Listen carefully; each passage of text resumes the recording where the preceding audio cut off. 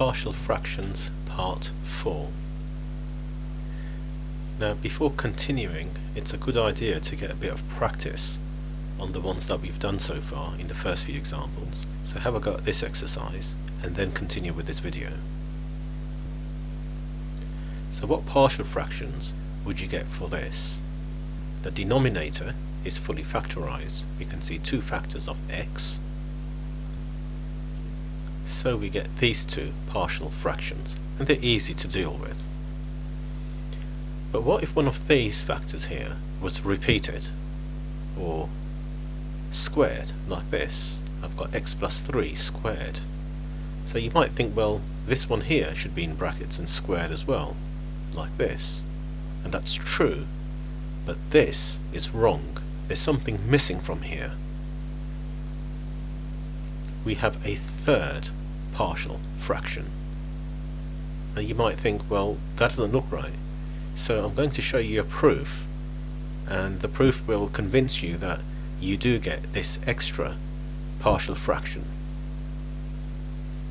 Okay, so we start off with two factors in the denominator giving us these two partial fractions, and then we multiply both sides by 1 over x plus 3. There's an x plus 3 here, and that gives us this.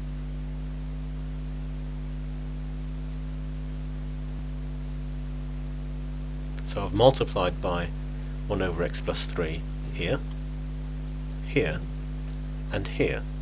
And you can see in red there's an x plus 3 in each of those denominators that wasn't there before. Now we can simplify. That's x plus 3 squared, and that x plus 3 times this one we can write as squared as well. Now this fraction has two different factors, so we can split this into further partial fractions. I can split this single fraction here into two further partial fractions, like this. So the x minus 5 gives you a partial fraction, and the x plus 3 gives you a partial fraction. And the letters, the A, B and the C, they were just generic. They don't have to be those letters. I've changed them to C, D and E for convenience. And you can see, and the main point here is that you do get the x minus 5 partial fraction, the x plus 3 squared one here, and you also get this, the additional one, which you wouldn't normally think of. So coming back to this example, the x minus 5 gives this partial fraction, the x plus 3 squared, the repeated one, gives this, but we also have this. And the x plus 3 there comes from the repeated one. Example 4. So in this example, this repeated factor gives rise to two partial fractions, one with x plus 1 squared and the other one with just x plus 1, and then you've got the 2x plus 1 here, so three partial fractions. We must have the same denominator on both sides, which will be this. It's always this. Right, so we have to figure out the numerator for the right hand side of this equation. We have the common denominator here. It's the same for both sides, the same as this. We just have to figure out the numerator. Now this factor is squared. For this part it might be slightly easier to think of it as the product of two linear factors, these repeated factors. So we have A, we have x plus 1 in the denominator, so let's say that x plus 1. So we multiply A by what's left, which is x plus 1, 2x plus 1, plus b, we have an x plus 1 squared, which is all of this,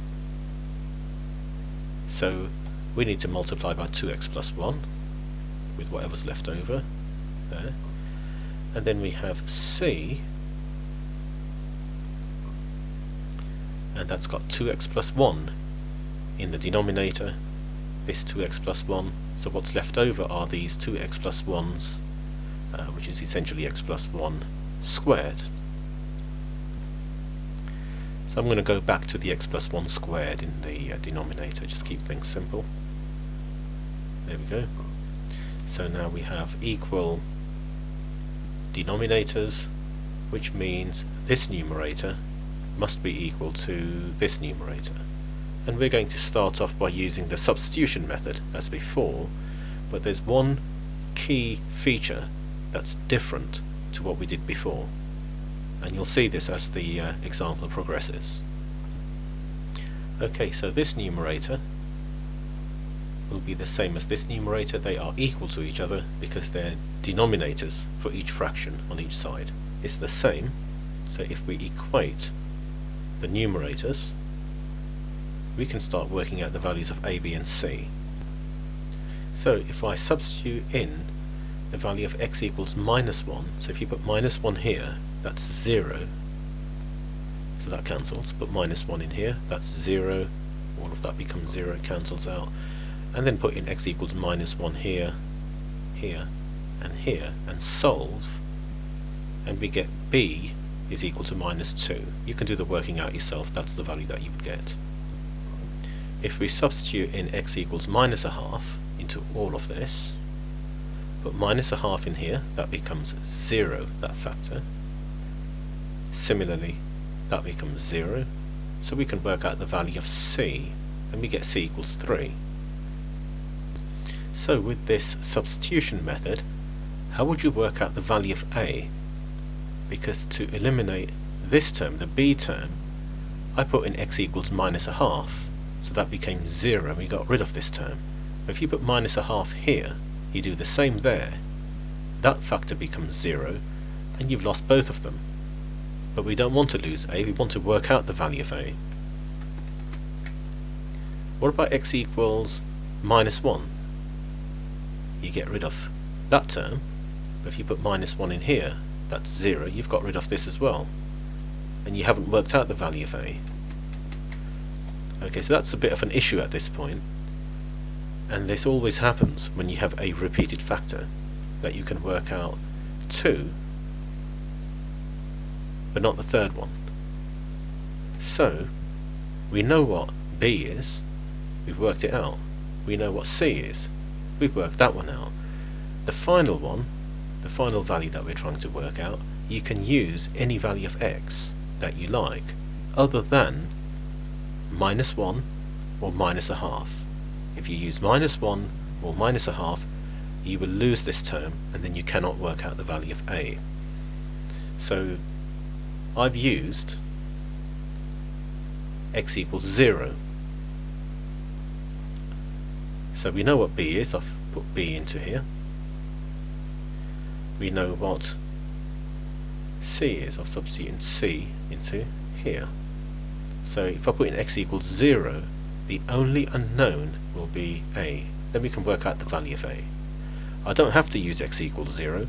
I could have used x equals minus 8, or x equals 3.7, or x equals 9.2. But 0 is convenient. Yeah, it's an easier number to work with. It doesn't cause any issues.